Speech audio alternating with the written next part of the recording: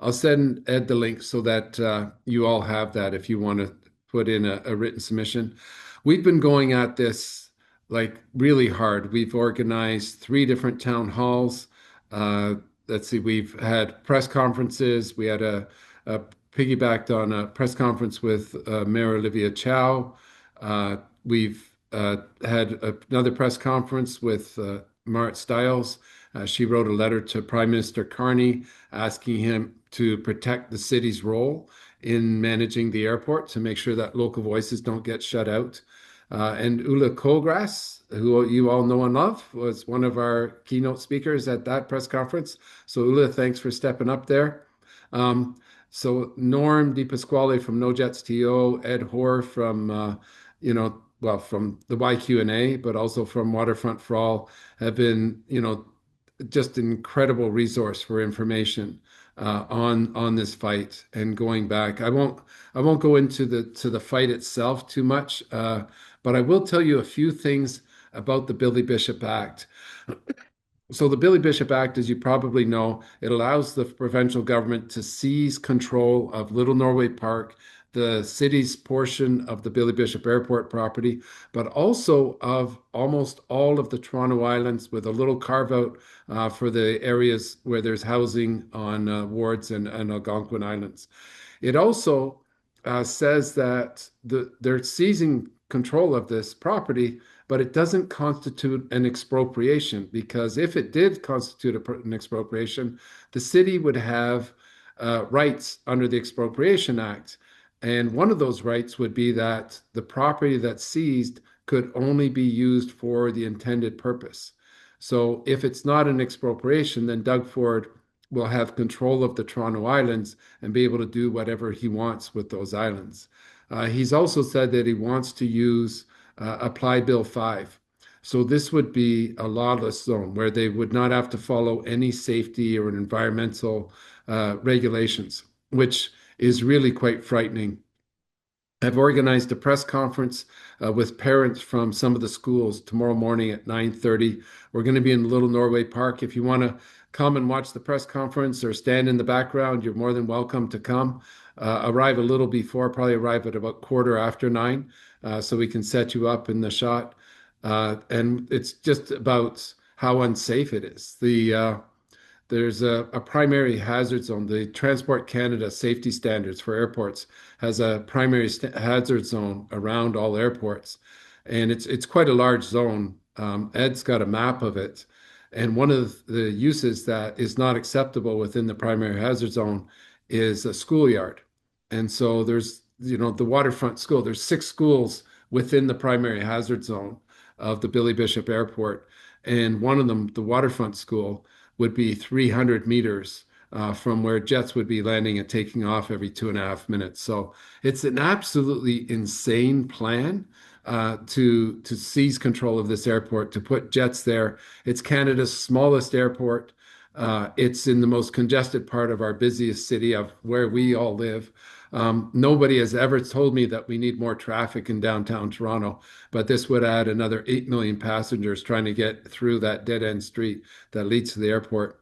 And the stupidity of it, and I'm not mincing my words anymore, really came home today when they announced that they're going to be spending $3 billion to expand the capacity at Pearson from 47 million passengers a year to 70 million passengers a year. So this is completely unnecessary. The only reason we've been able to find for this happening is that JP Morgan, through their subsidiary Newport Aviation, bought the terminal for $750 million in 2015. They've probably been losing money ever since. And so if we put 2, 3, 4 billion taxpayer dollars into expanding the airport and allow jets, they may be able to make a profit on their investment. That's the only rationale I can see for doing this. So we are fighting tooth and nail to stop the expansion of the Billy Bishop Airport. That's the main part of my report. I'll just mention a couple of other things that are happening. The Freedom of Information legislation, the one that protects the gutting of that act that protects Doug Ford's phone records. That passed. It was part of the budget, hidden in the budget bill. And we also had an Auditor General report that came out today that talked about three main topics. One is there's a lot of the government privatized truck driver license testing, and these private companies that are doing the testing now are not holding the drivers to any sort of standard. And so there's drivers, particularly on highways, Highway 11 and 17, the Trans-Canada, that don't know how to back up the truck that they're licensed for. And they're causing all kinds of accidents. The other thing is that students with special needs are often not allowed to attend school because there just isn't adequate staffing in the school. And the other one is that there's been a lack of oversight and training for AI use. So those are the main things that are happening at Queen's Park. Within the riding, the FIFA Fan Fest, and I think either Deputy Mayor Malik or one of our staff will be here to talk in more detail about the FIFA Fan Fest. I've been working with Metrolinx to try to minimize the construction on the Ontario line and the impact that it may have on the Fan Fest. But I think we're all really, really looking forward to the excitement of this event. It's going to be, historic for Canada. The first time that Canadian team will be playing on Canadian soil in the World Cup. So we're really, really looking forward to that. I'll leave it there. If anybody has any questions or comments, just let me know. Oh, actually, one more thing. I'm going to say one more thing. I just want to thank Neil, Ula, Ed, Norm Di Pasquale, and all of those of you who've come out to the town halls and the different events that we've been having around Billy Bishop Airport. It takes, it takes a village to save our village, to save the downtown waterfront. So thank you all, who've been able to come out so far. And there's going to be lots more events because we are not letting the pedal off the metal on this fight. And I'll pass it over now. Thanks a lot, Chris. We are expecting Ausma, I think. Are we? Have I got that right? And maybe Cheese. Have we got Cheese? Who's here? We do. MP Nguyen is here. Hey. Fantastic. Why don't we start with her? Start with her. All right. Hi there, Ed. Hi there, Neil. Hello, YQNA folks. It's nice to see you again in great numbers. Thanks for a chance to do a quick update on federal activities. I have some notes here just to make sure I get all the bits in that I wanted to share. It was really great to be at Harbor Square a couple weeks ago. I guess it was earlier this month for a really great conversation, start of a conversation. So thanks for those who were able to show up. I know it was a full room, and I really appreciated having folks there to hear how people are feeling. We're hearing how much people are feeling concerns about the Billy Bishop conversation. And we're seeing that in our office as well. Emails, letters, phone calls, residents stopping by. We had some folks pop by our office earlier today, and I had the chance to connect with them. We also circulated a survey 2 weeks ago, and we've had over 1,200 respondents to that. And so please keep that feedback coming. So I want to start by acknowledging and thanking everyone who has put up their hands to share feedback. This is really important for me to hear in terms of how we move forward on this. So from the Ottawa side, a couple of brief federal updates. On April 28th, our government released the Spring Economic Update, projecting a smaller deficit while maintaining important affordability supports for Canadians facing real financial pressures. And it included a new Canada Groceries and Essential Benefits, which will save families of up to four about $18.90 a year. That rolls out early June, so we're looking forward to seeing that support families. We've lowered the gas price through a temporary suspension of the federal fuel excise tax. So the intention is to have dropped 10 cents a liter off regular gasoline and up to 4 cents for diesel. And we know that some folks are seeing the changes of that at the pumps already. There's new banking rules. So for insufficient funds, they're now capped at $10, and we're expanding access to low cost and no cost bank accounts. Canada student grants have been increased from $3,000 to $4,200 a year. with additional interest-free Canada student loans for higher maximums of $300 a week. We're maintaining the disability tax credit and making it easier by streamlining these applications for individuals with certain long-lasting medical conditions. We think this is going to amount to $345 million over 6 years in additional benefits. And a big part of our work has been around kind of trade diversification and moving us away from relying so heavily on the US as a partner. And our government is working very hard to sign new trade agreements and to really think about how we build new trade partnerships globally in areas like clean technology, critical minerals, and advanced manufacturing. While we're doing all that, we want to make sure that we're providing relief to Canadians with some really key affordability measures like the grocery and the fuel and banking relief, and still investing in infrastructure work. A few investments that are coming through for Spanina Harborfront that I'm really proud to share. $42.5 million for Harborfront Center, $4.5 million for the Corlec, with an additional 726 that came in this March. A really important multi-level, all three levels of government investment in Waterfront East Transit. So $1 billion from the federal level, $500 million to the Toronto Waterfront Revitalization Initiative. So some big infrastructure pieces on the waterfront and in our infrastructure systems that have really needed some nurturing and growth. And so that's all, I think, really exciting and really important in terms of some of the investments that are hitting our community. Other pieces that I'd love to share is that I've now been appointed to the Standing Committee on the Status of Women, where we are just actually doing some work on senior women and vulnerabilities around financial exploitation and fraud.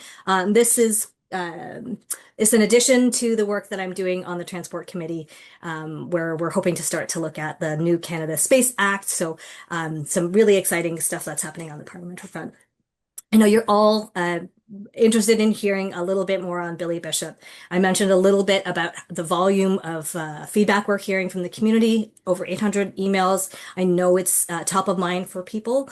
We hosted a virtual town hall on April 28th, and then had the subsequent conversation at Harbour Square. We'll be hosting another conversation next week, and I'm delighted that MPP Glover is going to be joining us for that conversation. So the things that I know, and Chris did a good job of kind of bundling some of that information, that Premier Ford has signaled his intention through Bill 110, which is the Billy Bishop Act. That's not the full proper name, but that's the act, that he intends to take the City of Toronto's portion of the tripart agreement and to take these parcels of land. And what the legislation does is it identifies the number of parcels of land, including Little Norway Park and the majority of the Toronto Islands. I've written to both Premier Ford and to Mayor Chow about the need to make sure that we protect Little Norway Park. It's a complete community. It's got extraordinary infrastructure, and we want to make sure that those assets are protected. And while I think for many of us, what's happening with Bill 110 feels like a little repeat of Ontario Place. I ran in 2022 because I wanted to see different leadership on that front there, in terms of what was happening provincially, and know that that approach is not the way I think we need to be governing in terms of actually respecting the intentions of our communities. It is really important for folks to understand, though, that airport operations, and Billy Bishop in particular, is governed by something called the Tripartite Agreement. It includes all three parties at the table until such time as the legislation passes and then the status changes. And so the federal government remains at the table. Any substantive operational changes to Billy Bishop would require consent and agreement from all parties. So I want to emphasize this, that in the interim, there has been a lot of speculation, including media articles discussing what might be in a plan. I have not seen a plan, and I have questions, as many as you do, around noise, environmental impact, what it might mean for traffic management, public realm, health considerations. These are also questions that I know many in our community have. And as a federal level of government, we have been investing in a waterfront that's livable for all and maintains a really strong balance. And so right now, my role and my responsibility is to gather facts, to hear from community, ask questions, and make sure that community voices are elevated so that residents are part of whatever happens next. I'm doing this by bringing back what I'm learning through these conversations to my colleagues around the cabinet table and to the Prime Minister's office. And so I think, as the steps move forward, we need to be in conversation, and I hope you'll reach out to our team and stay connected to us. I know the upcoming town hall is actually at capacity. It looks like we've expanded the space and have additional room, and so we'll recirculate that link. And this is one step in the number of conversations, and I'm really focused on making sure that we're getting good information out to the community and really focused on what it looks like for the airport to act as a responsible neighbor on the waterfront. And so I will continue to bring this forward to our communities. I'll drop a couple links in the chat. And I see that there are questions and some hands, and I don't know, Ed, if you want to take questions. I know you also have a full agenda and have some special guests this evening. So there are a few questions, and I'll get to them in a second. I guess I have a question, which is that as you know, we've been through the JETS things before, and one of the things that seems clear is that there's an enormous need for expertise. Experts, for example, on flight paths and obstacle limitation surfaces, and how much power is coming out of the back of the jets, and how far is it going over the lake, and all kinds of things. What would the configuration do? And all of it requires massive expertise. So hearing from people in meetings is nice, but what is not clear to me is how will that expertise be supplied to the public? Who will be doing the expert analysis, which is separate from the Toronto Port Authority? It will have its experts, of course, but where are the competing experts going to be? We've talked about it. There's been talk, and I realize there's no application yet, of course, but what's also not clear is when there is an application, is there going to be a process? Is it going to involve experts who are representing the public interest? And if so, how will that work? Will the federal government be funding experts that might be accessible to the public, or will only have its own internal kind of secret process? The city, I know, has retained some experts already, but of course, there's an effort being made politically to get it out of the picture completely. So I don't know if that'll succeed, but if it did succeed or partially succeeded, it seems to me that somehow or other there's got to be the outside expert scrutiny, or else consultations are meaningless. Has the federal government thought about how that might be done, how the process might work? Thanks for the question, Ed. I know that's one question among a number of questions in the chat. I don't know if I'll get to respond to them all because I know you've got guest speakers coming this evening. So for folks who didn't get a chance for me to respond, please reach out to our office. I'm actually in town in the riding. We're on not a break week, riding weeks. So we're back in Toronto for the stretch. So I'm hoping to see some of you out in the community. So yes, everything that the aviation folks do at Transport Canada requires experts. So NAV Canada will have a process, et cetera. Like, these are the agencies that are responsible for making sure aviation is operated in a way that meets the tests around safety, security, and sets those guidelines and guidance. And so I don't know what the process will look like, but certainly Minister McKinnon has talked about the idea of very strong, meaningful consultation and engagement with the city and with members of the public. And so that wasn't my question, though. My question was about expert input that's separate from Toronto Port Authority's experts. So there need to be separate experts that can advise the public on, for example, what is going to be the effect on areas with a lot of birds, just as an example. There's many areas where lots of expert reports are going to be required that need to be separate from the Port Authority's experts. And I'm just wondering how that's going to work. I realize you're going to talk to people and there's going to be town halls, but what about all of the studies that are going to be required? Who's going to do them? If the cities do the process, will the federal government do them? How will they happen? How will the questions be answered? Ed, I'm trying to answer your question, which is I don't know yet because I don't think the process has been designed yet because we don't have a new change in the status of the legislation. We know that we are anticipating it coming, and so the work to kind of figure out what that process will look like will be in development. And so I can't speak to it because it hasn't been designed yet because we aren't there yet. I know that that's very frustrating for folks who are desperate for clear answers on where our federal government is. The reality is until the legislation changes, there is no negotiations. The first step will be in negotiations around the tripartite. And then and once that tripartite happens, that's the first set of the conversation. So right now there's no development plan. There's no, Doug Ford is saying some things about expansion.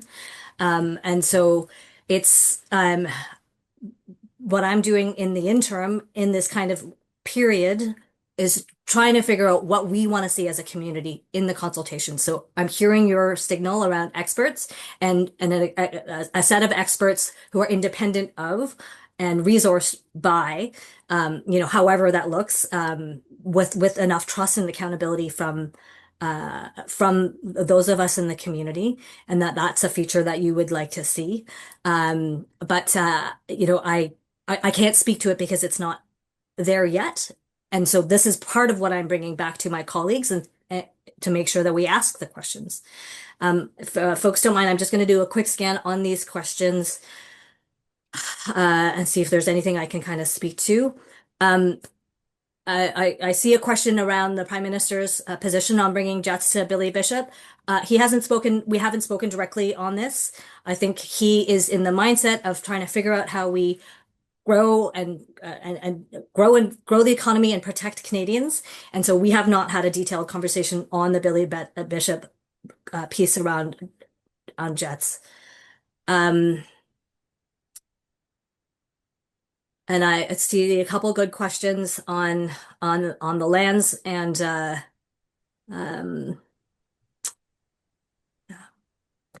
so what I will do is for those of you who know where to find us, I'm putting our email address in the chat. We can send out if you don't already have a link to the upcoming town hall and you'd like to join us. We'd be delighted to have you if there until we get the fire code in that space, and appreciate that this is a conversation in which we all want more information, more details on the process, and I'm working on making sure that we bring that forward. I see that both Ula and Cynthia have their hands up, and I'm not sure, Ed, if you want to save space for that. Well, let's let Cynthia go. How about go ahead, Cindy? All right. Well, sorry, Ula. I just wanted to follow up with Ed's idea. I think that is it 2014, we went through an environmental assessment on the issue of jets at the airport and expansion, and a lot of work was done at that time, and it was all public. Like the public was invited to meetings. None of it was done behind closed doors. I'm just wondering, when you say that the first step is negotiations, I wonder if there isn't an earlier step where the federal government actually has to decide what their position would be in terms of how they would make a decision themselves. Because I think everyone realizes that they are the key to this. They are the ones who are going to actually determine the outcome.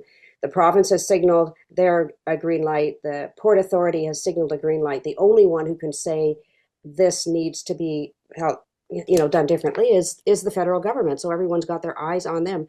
The federal government is in the hot seat here, and it seems to me that it would help to, it really would help the community to hear that the federal government is thinking about a process that would involve something like, an impact analysis, a public environmental assessment that would include retaining experts and peer review of that expert work, and would look at the full range of issues, not just the business case. We're hearing a lot about the business case, but not about the social impacts. And even in the business case, we haven't seen anything that really is very convincing that there is a business case, but all the details of, cost, impact, volumes, these it is difficult when we don't have an actual proposal, but we have ideas about that, enough ideas to get a sense of what has to be studied. So I think it would be very helpful to us if we saw our federal representatives in Toronto actually urging that kind of an approach to the federal government.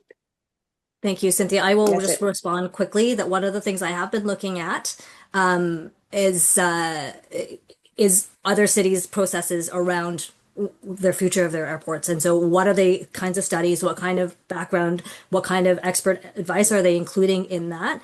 And that's what I'm going to be advocating for, is a fulsome list. Part of what's in in the survey that I've circulated is what are the elements of the things that will give us trust and confidence in a good process. And so I am having conversations with the Prime Minister's office about how and when we get to that conversation, what that should look like so that our community feels like it's part of the conversation. I would love and welcome the City of Toronto to have some input and be part of that, even though they will be, once the legislation passes, not a partner in that sense at the table, but have Would the a lot federal of government input. overrule them if they said we don't like it? Would they overrule them, or would they accept that decision? I think it would be one of the sets of perspectives, Ed, and I can't assume that to know what the federal government is going to do yet on this, but it needs to be a good evidence-based process. And so, I think there needs to be input from as many partners as possible on this. I agree with Cynthia that we don't have some of those questions around economic impact, et cetera, but those are things that I want to make sure that we build into whatever happens next for the airport.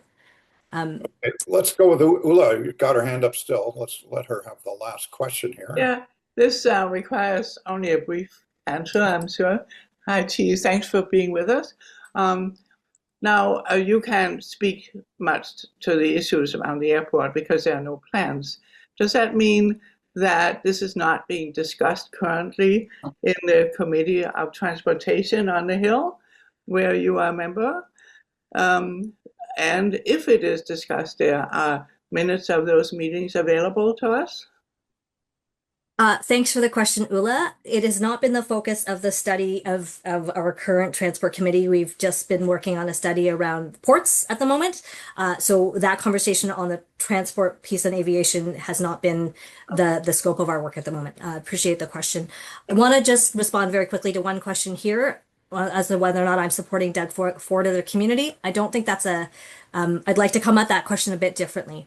I personally, as a Torontonian, and somebody who lives in this province, has not been a fan of Doug Ford's approach. But my job as an elected official and a sitting member of government is to use the tools that I have to work in partnership and make sure that when we are bringing everyone to the table, that we are bringing those inputs in.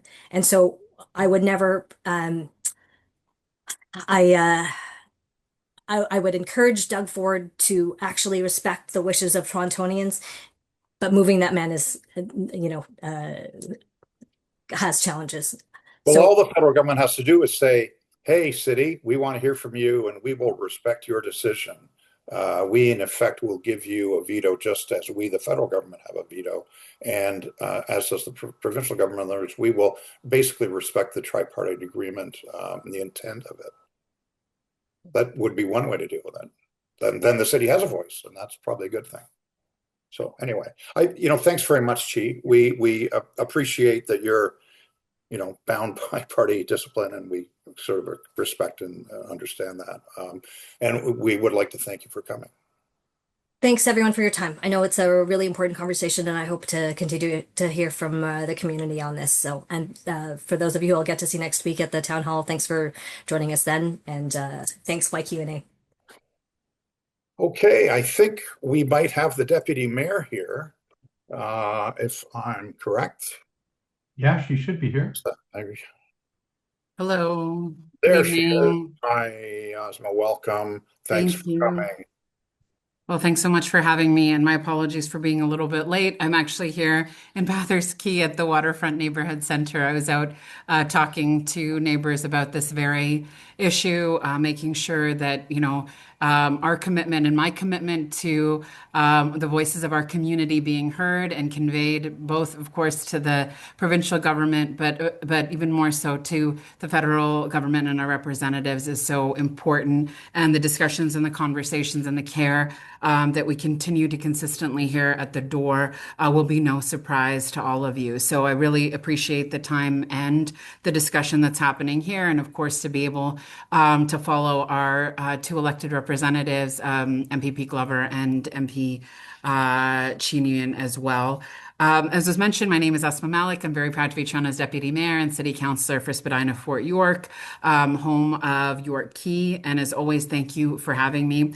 I know that there's a lot happening, but there was a few priority items that I wanted to make sure I was able to speak to you about. I know when some of the news around the airport landed, I was able to join you in person, and I really appreciated that, being able to, first of all, be sharing the space in the face of such an unacceptable and outrageous move by the province, and for our consistent work since then as well.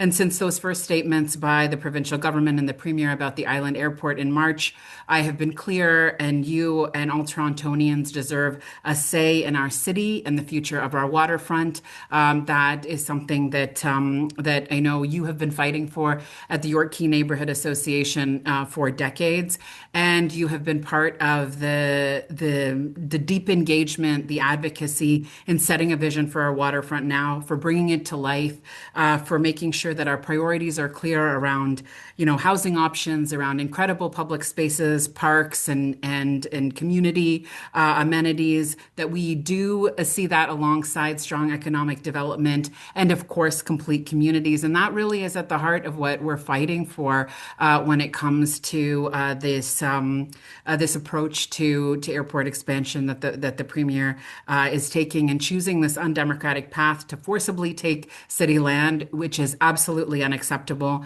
And that I have stayed consistent in my conversations with you and since some of the very early days of our fights for our waterfront and our community, that any decisions about our waterfront, any significant decisions about the airport especially, have to be made with you and through an open and transparent and democratic process. And that is consistent with how the city and the federal government have successfully worked together also for decades to make decisions about the airport site. And those have required really tough engagement, tough conversations, listening very closely to community members, feeling our care, our power locally and right across the city, and to get to better places and better outcomes through that.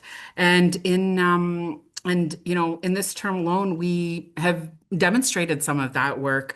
We've worked to finalize the important runway and safety area decisions and that negotiation to ensure that we were meeting the safety requirements of the airport. For me, safety has been, a top priority as we talk about what the kind of next steps in the future of that site would be, and to commit to working through a master plan process that allows us to put all of the different options, schemes, concerns, but most of all, evidence on the table when it comes to the future of the airport, and to ensure that you have the opportunity to make your voices heard and to engage in that. I've also been consistent, the mayor and I have been consistent in our opposition to jets at the island airport, and that continues even in this context as we are still looking for a plan and looking to understand what exactly the Premier has in mind here. I will keep working to defend our community, and have been working very closely with the mayor and also with council to make our position very, very clear. From that perspective, I shared with you in February that City Council passed a motion to oppose the unilateral land grab and the overreach by the province, and that Demand Torontonians have a say. Again, in April, City Council stood with myself and the mayor and our community to move forward and approve a motion to pursue any legal options to stop this land grab. And I'm proud that City Council took this stand with me and in support of our voice voice and in support of our public green spaces, and most of all, our community when it comes to what the province is doing, and also calling on our federal representatives here in Toronto to make sure that they are also standing with us and our community in the face of what's happening in this provincial overreach. And in April, you know well, and you heard from Chris, the provincial government finally introduced that bill, Bill 110, specifically outlining the taking of the city's land and including Little Norway Park in Toronto Island, which is absolutely unacceptable. And since then, I have been out in the community with all of you, raising our voices, making sure that we are not just making ourselves heard, but we're also inviting our neighbors, our friends, people from across the city and across the province to make their voices heard. We have a petition alongside the ones from NoJets and other advocacy organizations as well. Ours is going directly to the provincial transportation minister, as well as the federal transportation minister and local representatives to ensure that we are, making our voices heard on protecting Little Norway Park, on stopping this unilateral land grab, and to make sure that the Torontonians' voices are heard, and that we, as much as the city has affirmed that commitment, that other levels of government are also doing that as well.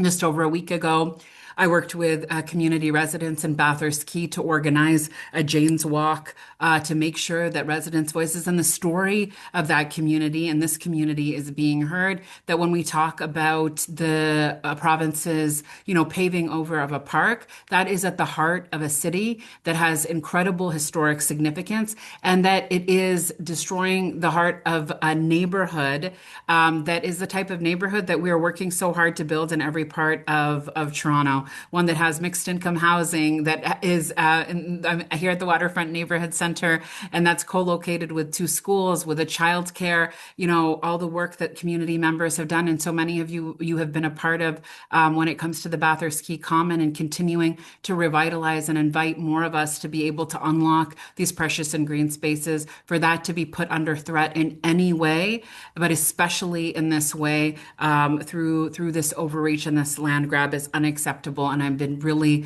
really honored to be standing with you and pushing back on that.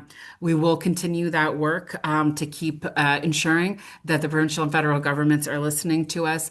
As you heard today, it is absolutely right that the tripartite agreement does have 3 parties, and 2 of those parties are the federal government, and that's not lost on any of us. There's also so much important work that we are doing right across the board and in partnership with each other on waterfront revitalization. We've worked so hard as community members to make sure that we can keep revitalizing our waterfront in a way that's welcoming and that's sustainable and that's vibrant and that invites more of what we want to see in neighborhoods like this one. And that's also what we're fighting for, and what we're inviting, every level of government and every neighbor to be a part of with us. I know that together we can push for the right choice for the future of our waterfront, and especially at this site.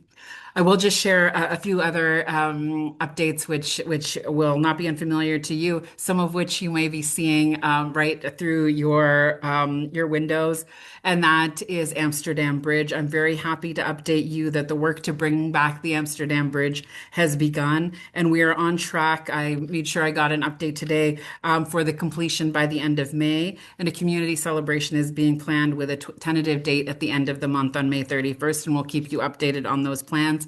I was so pleased to be able to work together with you to use the legacy tools that we have, work in collaboration with the Waterfront, with the Harborfront Center, city staff at the Waterfront Secretariat, Create TO, especially with Brian Bowen, to make sure that we put the resources towards the repair of Amsterdam Bridge that I know so many of you have been anticipating for years now, and to make sure that we do it within this season, and to have very capable hands guiding that construction work as well. One of the, big commitments and I believe big wins that we've been able to achieve together has been on the Waterfront East transit. And you'll know that as of the end of March, all levels of government joined the city in committing to fund the East Waterfront Transit. And I've been so proud to work with so many of you who have been advocating for this alongside the city since day one, working with us to make sure that we are advancing the design work, that we're not giving up on some of the challenging aspects of an incredible transit project like that, and to make sure that we are landing that for the communities that are here right now, but of course, continuing to unlock the East Waterfront for housing, for employment, for learning, and for enjoyment of our waterfront as well. I point to this really in such an important way because it is a demonstration of what we can do when we work together as all three levels of government. We can do incredible generation building and public serving projects together like this. And that has to be the commitment that we take forward. And I've been very appreciative of having good partners alongside us. I'm very proud to be the mayor's designate at Waterfront Toronto, to have the support of our MP to bring this project and the funding commitment to fruition. And I'm looking forward to keeping you updated on those next steps as well, and including in some of the early works that we're looking to do, as soon as possible. The final thing I'll just share is around the FIFA World Cup. Believe it or not, there's 30 days till the FIFA World Cup begins. And there has been a lot of work to make sure that the city is prepared. And of course, full steam ahead to make sure that we are ready, as we've been saying, to welcome the world. And as part of the last mile to the stadium and the Fan Fest, I want to ensure that residents in York Quay can catch the excitement of the games, and also make sure that you have all the information that you need about what is happening in our downtown communities and neighborhoods to make the best decisions for yourself. We've been sharing information about the mobility plan focused on transit enhancements and a transit first approach for the duration of the tournament, and a number of other components of that strategy as well. There have been public meetings that have been very focused on the neighborhoods that are right around Fan Fest and the stadium, and also, of course, inviting our community members from the broader downtown to be a part of that as well. And our next and final one before the World Cup is on May 25th, and we'll make sure that we share a link to the page where you'll be able to find more information about that. I know that Harborfront staff will be updating you on their plans for the venue today, which is wonderful, and that's very exciting as well. And please also sign up with my team to make sure that we are providing you those updates through our office and through the city as we get closer and into the games as well. I'll leave it at that. And of course, as always, if there's time, happy to answer any questions. Okay, I'm just sort of scanning here to see there was a little bit of talk about the nude beach in the chat, and whether there was a change there without consultation. I'm not aware that there was a change, actually. It's been quite a while, I think, since that change was made, I believe. So maybe I'm wrong. Oops, sorry. You're muted. Sorry. Thank you. Sorry, I muted myself just as a habit, but I'll keep myself unmuted. Do you mind just sharing what exactly the question was? Because there is a bit of activity happening at Hanlan's. Why was there no open public consultation regarding turning the entire 2 kilometer of Hanlan's Point Beach into a gay nude beach? Is a question that actually happened a long time ago, I believe. It did. It has been.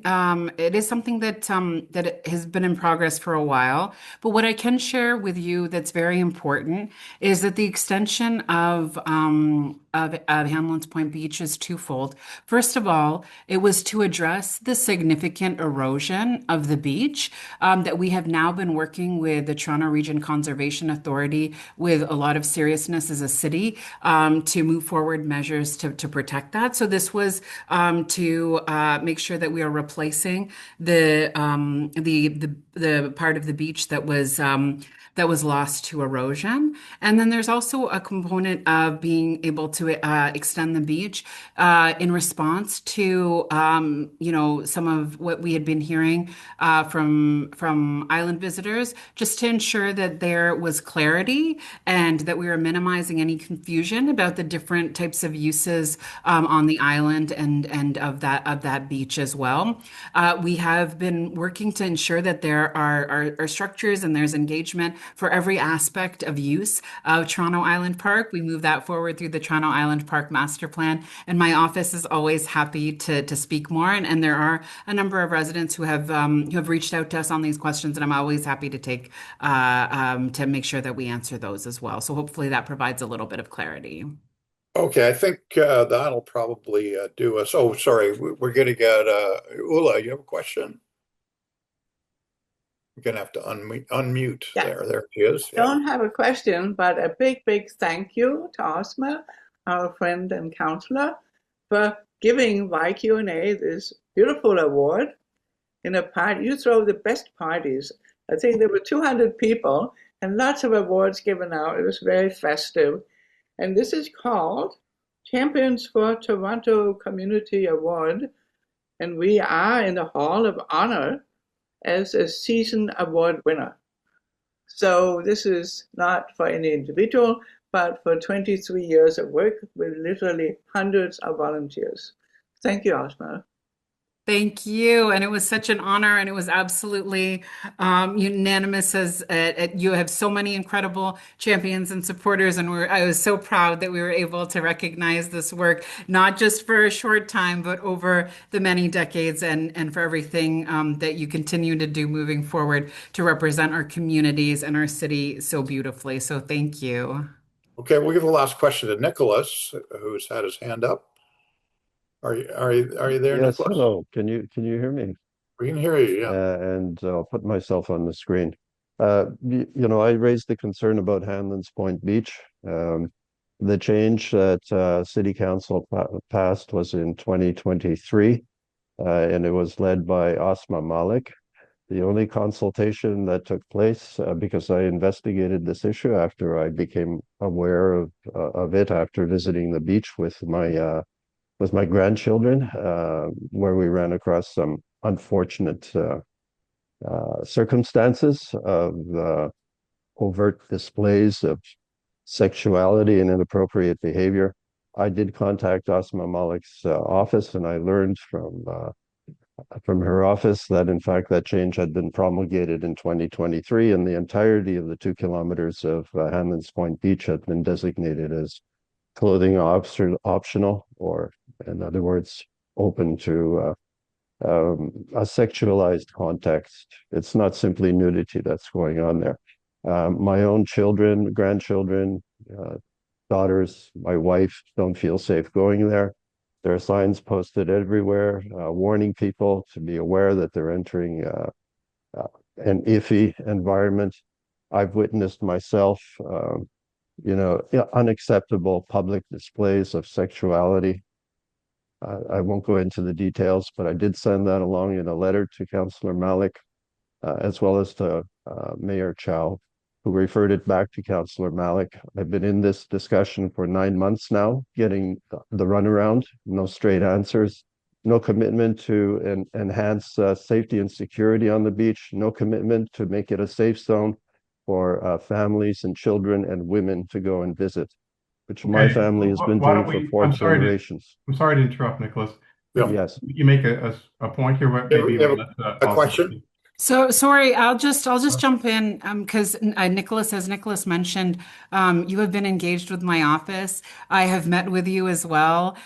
We've connected you with the appropriate staff at the city to share in more detail what I just shared with the YQNA here in response to the question about the extension of the beach, and the issues around safety and the concerns there. I also shared are being taken very seriously through the Hanlan's Point Beach Working Group. They're actually working to develop a safety action plan, which includes folks who are beach users But, and inviting consultation on that as well. So the concerns that you have raised are very important, and my office has been responsive and available no, to you have answer not provided, questions for you you, have not and myself provided me with, included. you have not provided me with a written response to my letter, which you promised to do, and now you're not doing. I will follow up with my team, and I'm sorry if that hasn't reached you yet, and we'll make sure that it Oh, it does. hasn't reached me because it hasn't been done.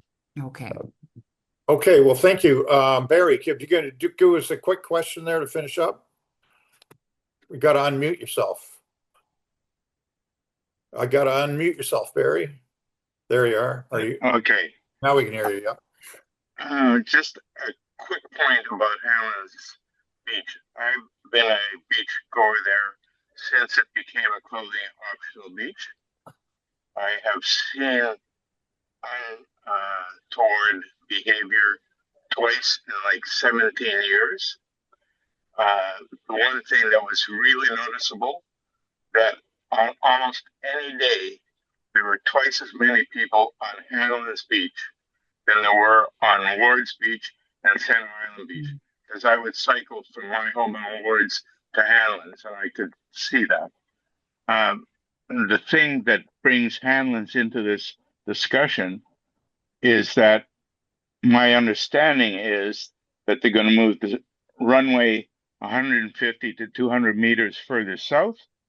That will impact both the beach and the ability for Hanlon's Point Ferry to even dock on the island. And having a jet flying by every 2.5 minutes will make nobody want to go to that beach.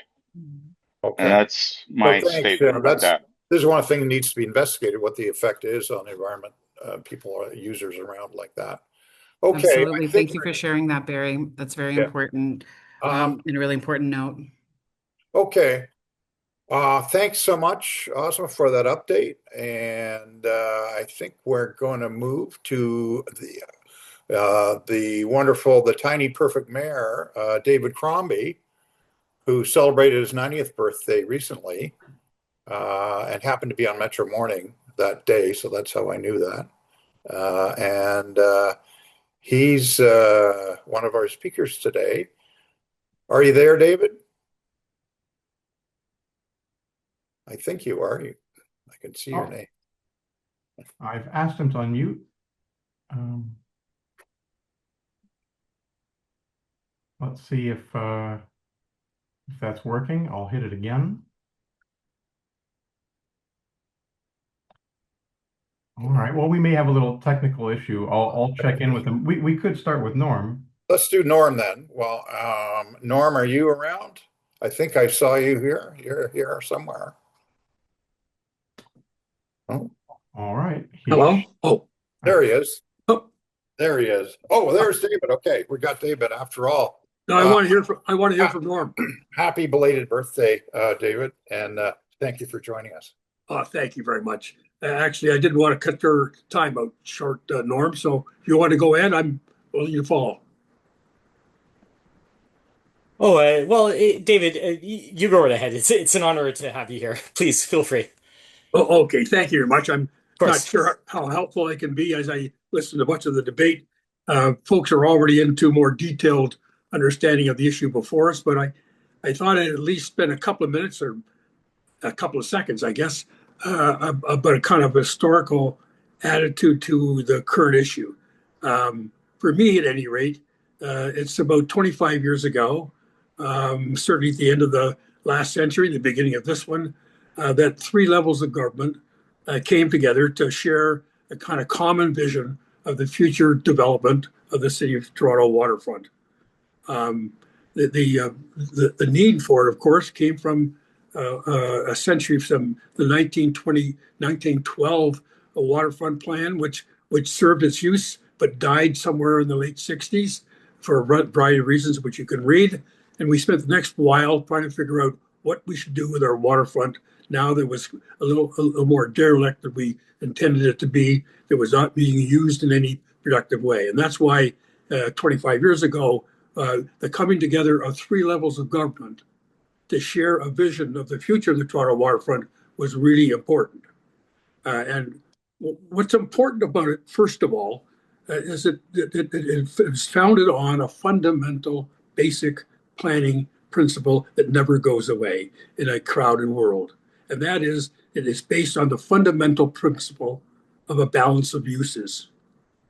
It's one thing to talk about having waterfront for all recreation, all residential, all flying, all of these specific things.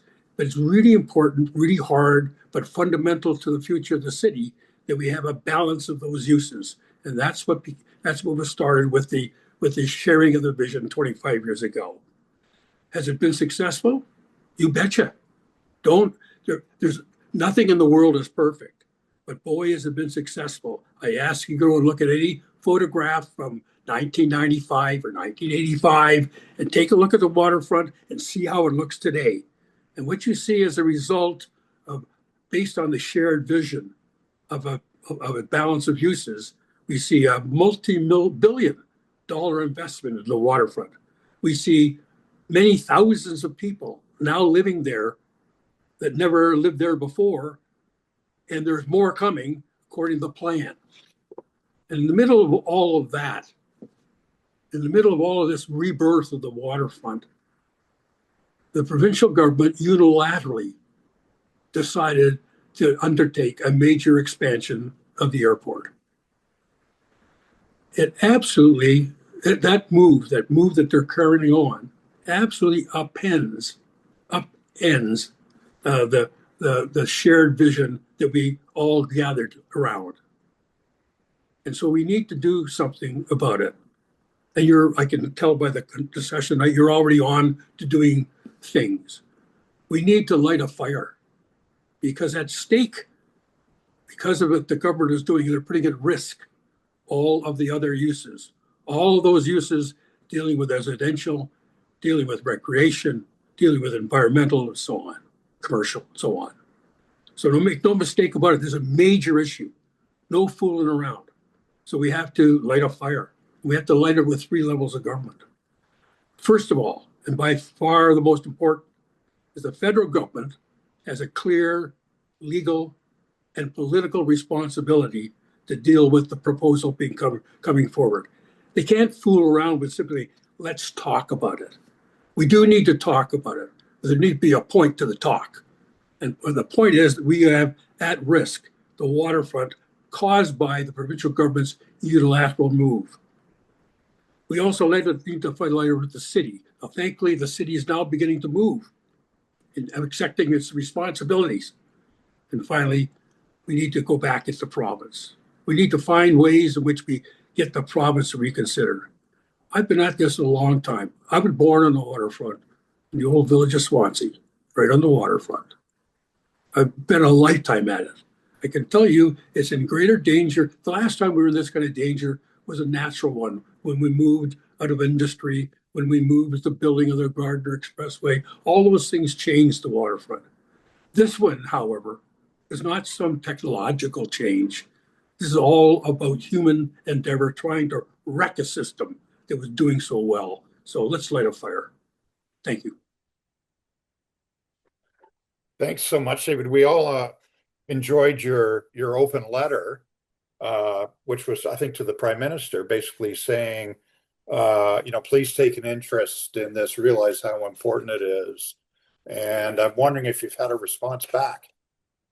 No, I will be I'm working with some other organizations that you would know about, and we are seeking a meeting with the federal Tory caucus, the federal Liberal caucus, and I think we've got a date. I think we do. I'm also because of a request by some members of the provincial legislature, I'll be making a deputation to the province as well. We need to, wherever we're going, we really need to now consider what's the best way to go about lighting a fire that allows politicians and good political representatives that they are to do their job. They need to know that they're responding to popular approach to the future of the waterfront. And we cannot let the current provincial government, the Premier in particular, because she's taking a lead on it, they're already doing enough harm on the waterfront. God knows we don't need them to extend it. Thank you so much. Sorry, I don't have, my chat doesn't seem to be going. Sometimes it disappears. If you click the chat button at the bottom, it'll reappear. Yeah, I'll see what we, okay, yeah, here I am back again with chat, but I'm not getting it somehow. So apologies for that. Can you see it, Neil? Can you see questions there? I can see it. There's a lot of many laudatory remarks. Thank you, Mr. Crombie, and so on. We do need to light a fire. Is it better to have multiple petitions or a massive one? I think that might be part of a conversation that's been going on with Norm. I guess while Neil's looking at that, I'll just say that, you know, as I've said before, to my mind, what's really important is the fact finding. You got to find out what it actually means. And that is always the difficulty. You know, there were many things about the last Jets proposal that we didn't find out for years because the environmental assessment was never released. And there's basic things that sometimes are just completely up in the air. Will the Western Gap be closed to boat traffic or not? It's an incredibly fundamental question, and there was never an answer to that basic question. Etc. I mean, many questions like that. And the only way to get to the bottom of that is to have really skilled experts say, well, this is what the implication of this is. And I'm encouraged, as you mentioned, that the city does seem to have retained some you know, advisors, and there are some bureaucrats working hard to sort of figure out, you know, what are the impacts, drawing on what's already been done about the last proposal, the EEA, and the other engineering studies that exist. So I'm encouraged by that as well. But it seems to me it maybe can't just be the city. Maybe Waterfront Toronto has to weigh in, and with the fact-finding load, it takes resources, it takes experts, it takes skills. And the federal government, I'd like to see have that role, as I mentioned as well. I don't know what your history, you've had vast experience of, you know, huge organization levels of government working together, you know, to make a decision. And do you have any comment at all about how the mechanism of the fact finding and the decision making might go forward? Are you asking me? Sorry. Yeah, yes, I am. Oh, I'm so sorry. Sorry. No, we always need expertise, and we always need, when we're making arguments, we need to make sure that we've got the right information and we've got the best and most current information. For me, quite frankly, the issue goes back to, it's not a very sexy term, but the balance of uses is absolutely fundamental to the success of the waterfront. What's at stake here is the balance of uses. And it's really important because we've spent 25 years now, and out of that, we've got multi-billions of dollars of investment that I mentioned. We have thousands of people living there. We've done environmental work at the base of the Don River, which is absolutely mind-blowing. We've done so much really good. Don't underestimate it, and don't get it lost in sort of expertise and technology, with great respect. Okay, well, thank you so much. We really appreciate you coming and your words of wisdom. And thank you. It's great to see you. My pleasure. And as I say at City Hall, ciao. All right, we're going to hand it over to Norm. Thank you very much, Ed. Here he is. I'm just going to share my screen because I feel like this meeting needs a couple of pretty pictures. So everybody can see that. All right. Hello, everyone. I'm Norm Pasquale. I'm chair of NoJetsTO, and I just wanted to give a campaign overview and updates. Thank you, YQNA, for inviting me. Thank you, David Crombie, for helping us in this fight and for being a key helper in the fight back in 2015 that we won as well. So thank you, David. So who are we? We are a nonpartisan coalition. We strive to protect the existing tripartite agreement between the city, Toronto Port Authority, and federal government. It's been in place for 43 years, and it's worked pretty well. We oppose expansion of the island airport, and we support the mixed-use vision of Waterfront Toronto that David so nicely laid out. What we are not opposed to the current island airport as is, and we are not opposed to jets per se. We said Porter is more than welcome to fly jets out of Pearson, and now they have. We're up to 29,000 petitions signed. So that is double the number of petitions that we got last time over a period of 2 years. This time, over 2 months, we've doubled up the petition numbers. So Torontonians, Ontarians are very engaged in this and signing in massive numbers. Every time I look, it's another 1,000. So this part of it is going pretty well. We've updated some of the language, like we're also out here to save Toronto Island as well, save Little Norway Park. These things are all under threat, thanks to Doug Ford's legislation. Just a quick run through of history. So the city entered into the tripartite agreement in 1983, and it's been going pretty well for 42 years. The city has shown itself to be a very capable steward of this island airport. In 2002, Mel Lastman called for a bridge at the island airport. And in 2003, Mayor Miller was elected on the promise to kill that bridge, and he killed that bridge. So that was victory number one. In 2013, the Porter Airlines CEO Deleuze called for jets, and that's when NoJetsTO was born. And we fought hard. We spoke to people all along the waterfront, all through Toronto, from the Scarborough waterfront to the Mimico waterfront. And we built a popular opposition to this jet idea. And then in 2015, when the Liberals were elected, then they said no jets at the island airport. So we won a second time. Now here we are in 2026, and Premier Ford is up calling for jets and strips environmental rights and protections via the Special Economic Zone and expropriates Toronto Island and Little Norway Park and tries to steal the city's role in the tripartite agreement through Bill 110. So we have to win this a third time. And Jane Jacobs said you have to win a fight like this 3 times. So I'm anchored by that statement by Jane Jacobs. We can win this a third time. So, Anatomy of a Victory in November 2015, with the help of people like Ed Hore and David Crombie and many other people I'm seeing on this call, we stopped the jets. It was stopped by a tweet by the transport minister. That was how it ended. We were in the middle of an environmental assessment process, and the Liberals got up and said, "No dice, no jets. This is over." So it just highlights how the Liberal government, Steve McKinnon, the current Minister of Transport, could get up today and say, no jets. We don't like how Ford is stealing Toronto Island, Little Norway Park, and trying to kick the city, shut Torontonians out of this airport debate. So they could end this today with a tweet, the same way they did in November 2015. Some of the expropriations in Bill 110, so Toronto Island and Little Norway Park, so they have expropriated essentially the whole of Toronto Island. The only parts they didn't expropriate, they already controlled.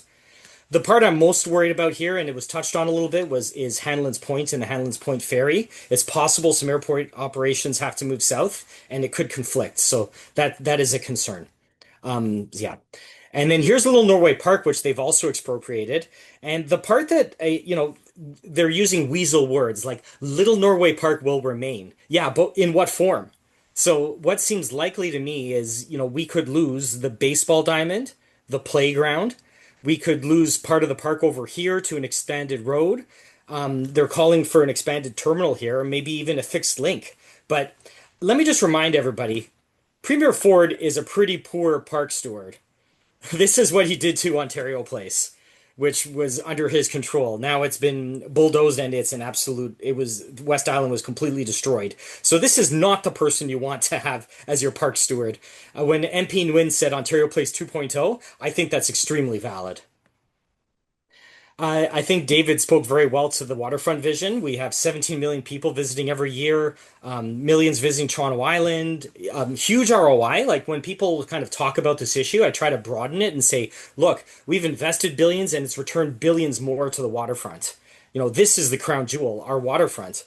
And the future of our waterfront includes, 75,000 housing units or so planned in the Portlands, including about 15,000 in Esquimalt-Minising, which will all be put at risk for jets. So this waterfront vision is very much at risk, as David Crombie mentioned. Waterfront Toronto put it best in the last time we fought this fight. At what point does the island airport stop being an airport in a thriving, revitalized waterfront and become an airport overwhelming the waterfront? And jets tip that balance. So Waterfront for All found the environmental assessment that Toronto Port Authority completed in 2016 and then buried for 9 years. And I just wanted to show a couple of highlights. So one of them, they're calling for 10 million passengers, which is more than 5 times the current volume. And right in the environmental assessment itself, it's calling for 24 jets an hour. That is a jet every 2.5 minutes. This is an image we borrowed from David Miller, but I think it is not inaccurate. You will be looking at a Pearson on the lake if you're having a jet taking off and landing every 2.5 minutes. Try to imagine that on, our beautiful revitalized waterfront. I don't want to.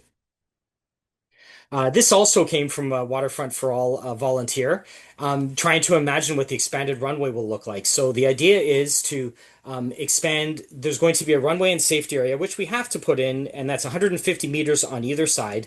But the rest of the expansion will go western. So you can see here that when we think about a runway, it's got to have things like a taxiway. It's quite wide. And it's right next to Trillium Park. Like, you'll be able to throw a rock from Trillium Park and hit that runway.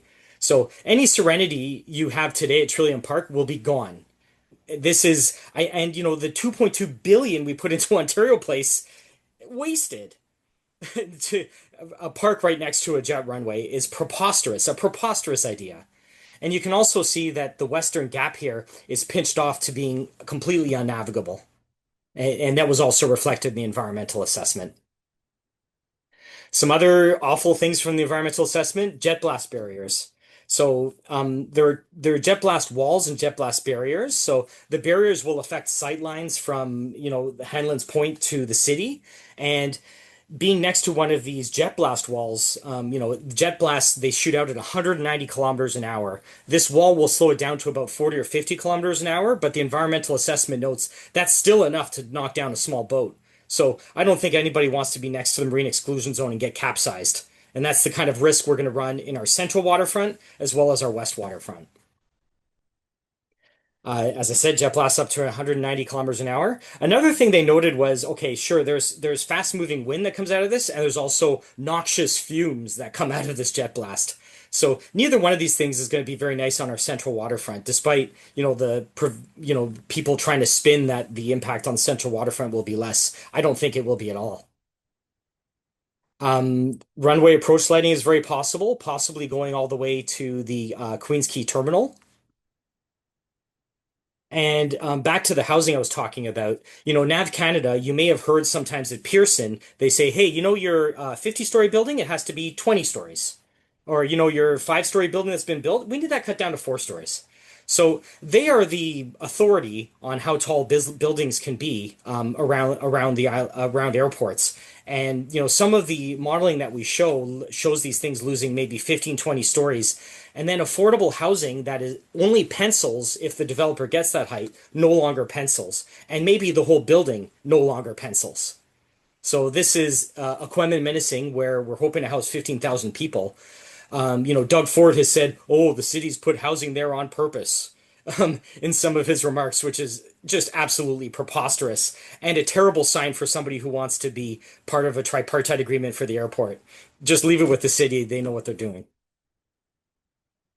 We already have a lot of exemptions from, safety exemptions with respect to tall buildings. I don't think running jets down here every 2.5 minutes is a great idea, or additional safety exemptions are a great idea. Like, how much safety will we exempt before it becomes unsafe?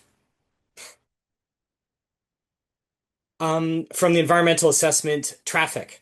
So I ran the numbers from the environmental assessment, and traffic will get worse around the airport by up to 450%. So great impacts from, Queens Quay and Spadina through to the Island Airport through to Lakeshore and Bathurst. That will be just utter gridlock.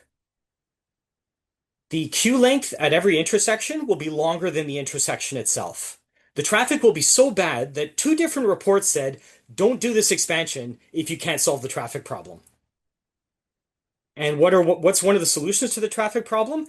Paving the lake from Queens Quay and Dan Leckie Way down over the waterfront through the Waterfront School.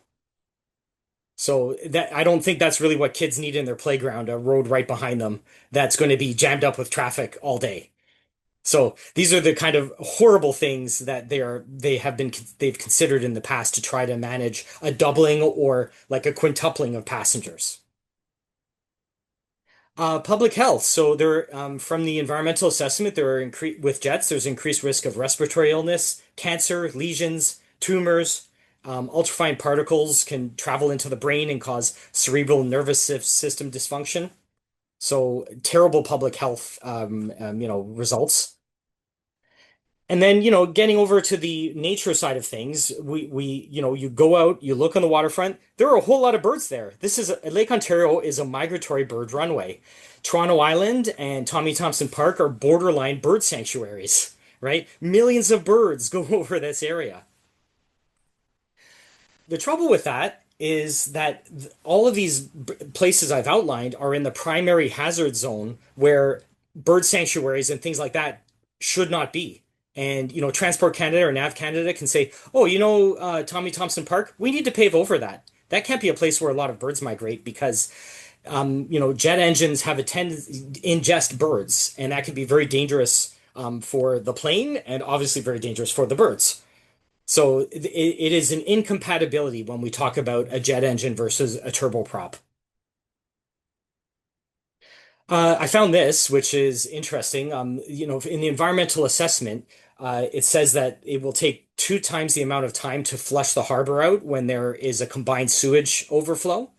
So, you may have looked out into the water sometimes and noticed it turned a bit of a shade of brown. And unfortunately, that is when a combined sewage overflow has outlaid because of a storm.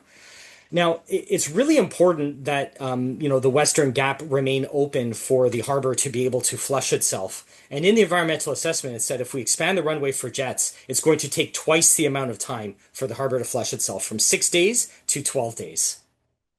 And this isn't even considering the much expanded runway to the west, which I think will make it even worse. Where's the business case? Passenger volumes have been dropping at Billy Bishop Airport, right? So I don't know, it's not clearly indicating that there's a pent-up demand here. Pearson Lift just announced that, they're right away with their first upgrade, they'll be able to handle 10 million more passengers, which is a familiar number because the Island Airport is looking for 10 million passengers. We have a high-speed train coming online, which is known to cut down flights. For those areas that the high-speed train services. And I have a picture of burning money because I don't want to burn billions of taxpayer dollars just to make this ridiculous plan happen. Really the better investment is the waterfront, which has returned so many more billions of dollars back to us than it does every year. That is the crown jewel. Where do the federal parties stand on jets to the island airport?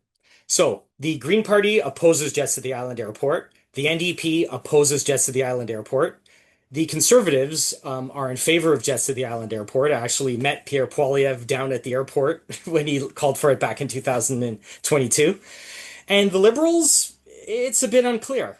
The responses that you get from them are so similar that they must have been briefed in some way by someone, be it the Prime Minister's office, the Toronto caucus head. Someone is coordinating the responses from them, and unfortunately, they're pretty vague and non-committal. So that's really, and in Toronto, all our MPs are Liberal MPs, so that's really where the pressure has to go. We have to change them from a question mark to a no jets check mark. So some ways you can have your say. You can sign our petition. We also have a federal e-petition that was sponsored by Elizabeth May. It has 7,000 signatures, signatures from almost every province and territory across Canada. And we're in the top 15 federal e-petitions right now across Canada. So great momentum there. We also, if you go to the Take Action page on our website, you can write a letter or you can also call your MP. We have a tool that will help you to call your MP as well. So important to send those letters, sign those petitions, call your MP, let them know where you stand and let them know where they need to stand on this issue. They need to stand up for Toronto. They could end this with a tweet tomorrow. As Chris noted, there's an opportunity to make a written submission. Unfortunately, the deadline for the in-person submission expired earlier today, but like David, I've also put my hand up to go there and deliver testimony. And our website also has an event calendar where we will be loading opportunities to engage and have your say. We are watching the bill as it travels through Queen's Park, the Rebuilding Billy Bishop Act. And once it gets to the final reading, we will be there for a protest. They are going to hear from us as they debate that bill. And we'll be tabling at a whole bunch of different events over the next little while. Thank you very much. I'm open for any questions if there are any. And appreciate the support of YQNA over the years as well. Thank you.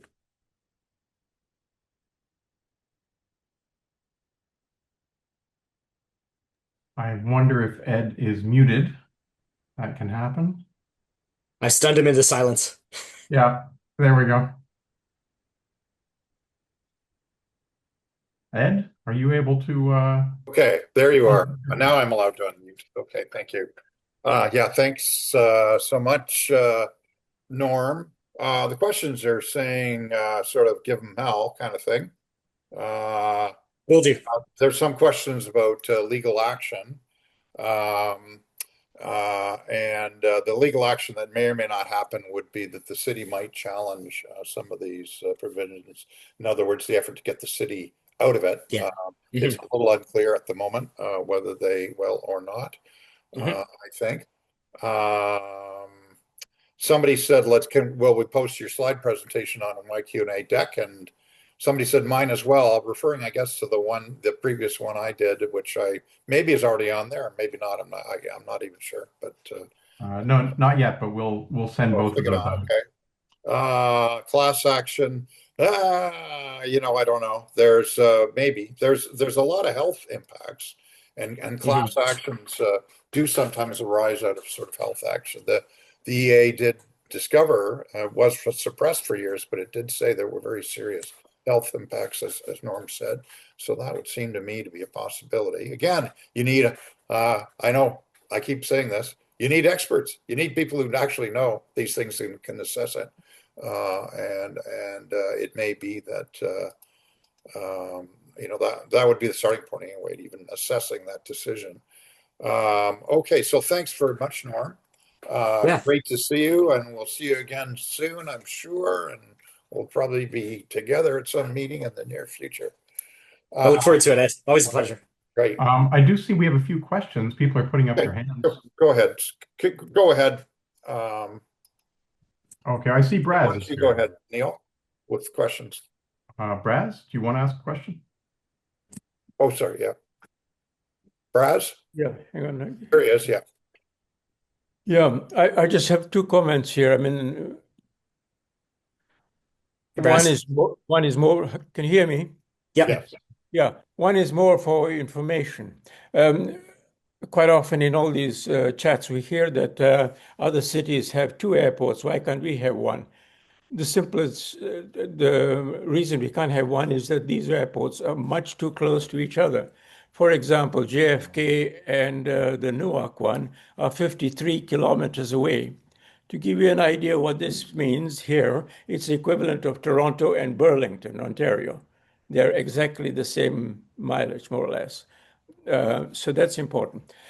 One other idea we have to follow up and rethink is getting the UP Express to convert to electric trains, which will double or quadruple the capacity fairly fast and at much lower cost. And it'll help the expansion of Pearson with its 10 million people. That's all I have to say at this point. Thanks so much, Braz. Emily. Can you unmute yourself, Emily? Yes. Hi, everyone. I want to comment on, I've lived in the neighborhood for 25 years since I was basically a kid, and I'm raising my own children.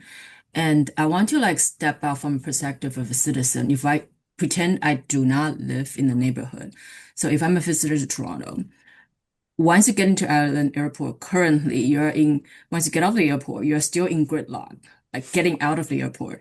And then if you want to go to the city itself, you are going through another gridlock to Queens Quay or to Bathurst, just with its current capacity. So if you want to get, in the future, if they expand it, if you're coming downtown for any sports event, concert and whatnot, you're going to be facing everybody trying to get to the airport with this new capacity. And people are trying to exit from Gardner itself. So I just don't really think this is actually anything good for the entire Toronto, because it's really taking what Toronto is away from Canada. It's not really just a neighborhood issue. It's really kind of like a survival issue for the city. That's how I feel. Right. The traffic, we're talking about a 10 million people a year. Right now it's 1.7. That's a 6-fold increase in the number of people there. So not only will the traffic be crazy, but we really have no idea at this stage as to, what kind of parking, what kind of transit, who's going to pay for it, all of that kind of stuff. It's an enormously complex, Yeah, and maybe if unsolvable problem. And if I do not live in Toronto, if I am Ontarian, I would be very unhappy that the Ontario government they voted for is investing so much money on Toronto and not on the rest of the province. Thank you so much, Emily. Let's have Sean. You there, Sean? Yeah. Yep. Can you hear me? Yep, can hear you. All right. Hey, guys, you know what? I'm a resident in Harbor Square, and I've been listening to this for an hour and a half. I like the last guy. He kind of was like, hey, but he's kind of have got a hope and a prayer on a tweet. Do we have, before we leave this call in 30 minutes, do we have any initiative, any plan? Could we talk about the attack plan? I think that might be the way to go. I don't know. That's just my 2 cents. I'd love to hear. Maybe I'm missing the boat. Norm, do you want to jump in on that? I'm sorry, Ed, go ahead. Yeah, Norm, do you want to jump in on all the things that are going on? It's actually a pretty active scene, I would say. Yeah, we're watching what's going on at Queen's Park, and we will be there to protest as it gets to third reading. And right now, I think the most important thing is that your MPs hear from you. There's actually a march taking place tomorrow from Julie DeBrusen's office to Evan Solomon's office by Toronto hikers. Just really, the thing we need right now is your MPs need to hear from you. We've already moved their position from things like, oh, it could be a good thing to, oh, we really have to understand the evidence and what Ford is doing is terrible. Like the statements have improved over the weeks. Our MPs desperately need to hear from you. What I hear the most from people who talk to them is that we're not necessarily hearing enough from people. But lately, that story has started to change where people are saying, I've heard thousands of concerns and now, I'm starting to grasp this. So the most important thing right now is to reach out to your MP. There will be other actions coming soon, but we desperately need to move them off of their current position. Pam, you got a question? Yes. I'm just wondering, Norm, if you have tried to get the caucus together to have a meeting with them, or whether you know whether the caucus are talking to one another, or even if you've tried to have a meeting with the minister, federal minister, or even Carney. I'm just curious to know whether that, Carney's been so AWOL on all of this in terms of, even the caucus, the Liberals in Toronto, I would think they'd be wanting to know what the heck is going on, and they don't even seem to know what's going on. Well, can say is we have just partnered up with Environmental Defense so that we can get really big really fast on this fight, and they have those connections to arrange those meetings with things like the Toronto caucus, the Ontario caucus, the Prime Minister's office. So we're looking forward to getting those meetings set up very soon. We're already having active discussions. Barry. A couple things. And maybe Gordon can answer this question. As Norm pointed out in his presentation, the entire island is within the bird exclusion zone, literally. And I remember last week, they were talking about birds in the airport, and somebody from the airport said, well, most of the birds that fly in front of the runway are cormorants, and they fly low. Excuse me, what did jets do? And I was wondering, Gordon, if you could answer, will they have to take, if the jet airport went ahead with the runway moved south, so there can be storage between the runway and the taxiway, because they're going to need to park some planes in a busy airport like that, would they have to take drastic measures like cutting the trees and putting nets over the lagoons so birds, aquatic birds can't land and nest there? I think anything like that would be on the table. Mitigations can include the paving over of certain areas. Can include things to make them not nest. But yeah, I mean, any of these options are terrible for the migratory bird one-way that is Lake Ontario and these borderline bird sanctuaries at Toronto Island and Tommy Thompson Park. Okay. I think that does it for questions. So thanks so much for Norm for that great little pithy talk and slideshow on it. Very informative as always. Thanks, Ed. We're gonna have Hal Beck. Are you here, Hal? Hal should be here. Hal's here, I think. Hi, guys. There he is. Hi, Hal. How are you? Great presentation, Norm. Look like you're in the office. Thanks, Hal. Yeah. That's. I feel like I'm living here half the time. So my name's Hal Beck. I've been representing YQNA since 2008 at various standing committees at the airport, and I'm a licensed professional engineer working in the land development consulting field, and also prior to that as a transportation planning engineer. So I do my professional interests are in sustainable transportation hubs and in sustainable communities. And the island airport is certainly bringing into sharp focus what the word sustainable actually means these days. And this is especially important with respect to the introduction of jets. Many are naturally wondering, can I still live here? Will I be able to sell my property, or will I lose all the equity that I built up? Will my housing need to be torn down because of some rezoning to non-residential? These are natural questions that everybody has. When those media reports first came out discussing jets, I was initially shocked. I was thinking from a noise perspective, from a land use planning perspective, is the government really planning on expropriating large swaths of the harborfront to make use of this jets expansion? But since we now had a steady dribble of comments from the provincial transportation minister, I've come to the conclusion that they really haven't thought about this at all. It's I believe what's happened, and this is me speculating, is that we know they probably have an idea as to how it's going to cost $1 billion to do the expansion.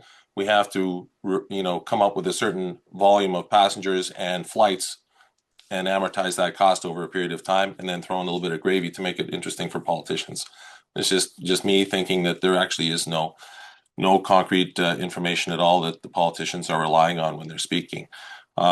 These numbers of passengers and flights are normally calculated through noise analyses in almost every airport.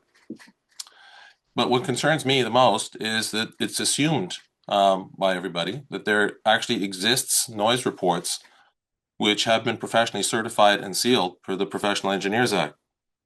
But that is not the case. We've had a series of reports that contain quite a few errors and omissions. None of them are professionally sealed and certified.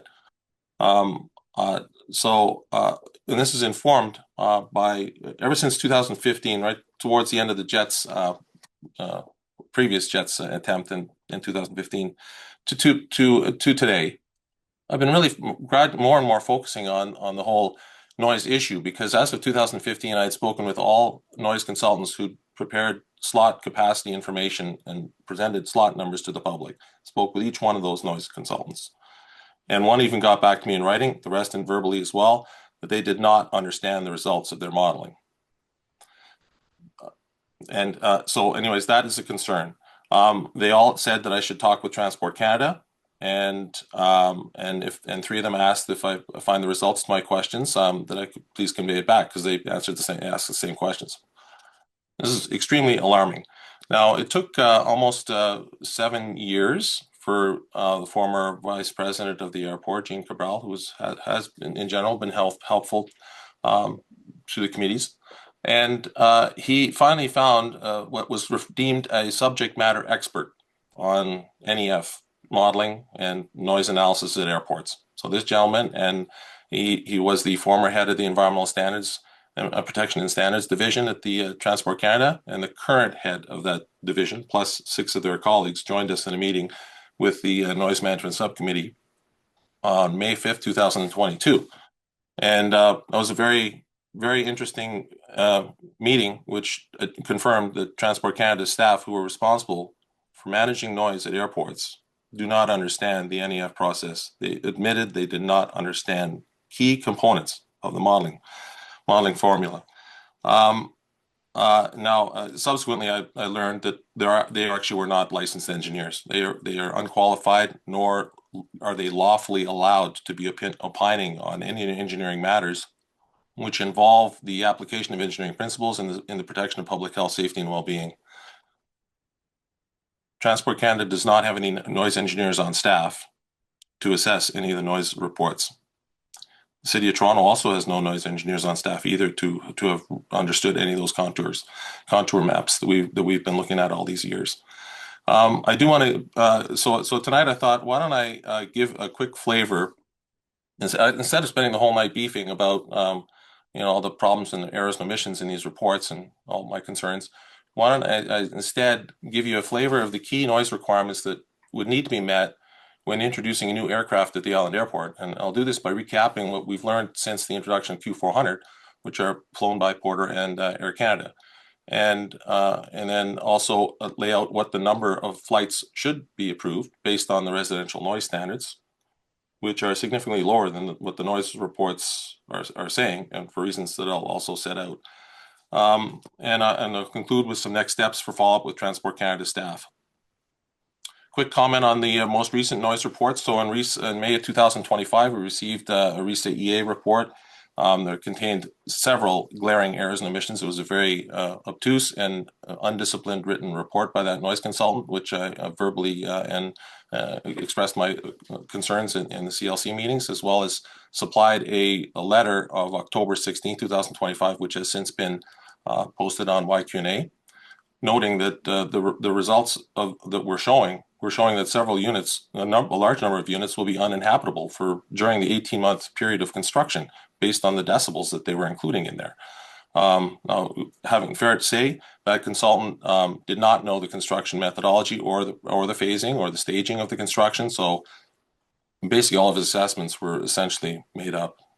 The environmental assessment does not meet the requirements of the City of Toronto. The city has not opined yet.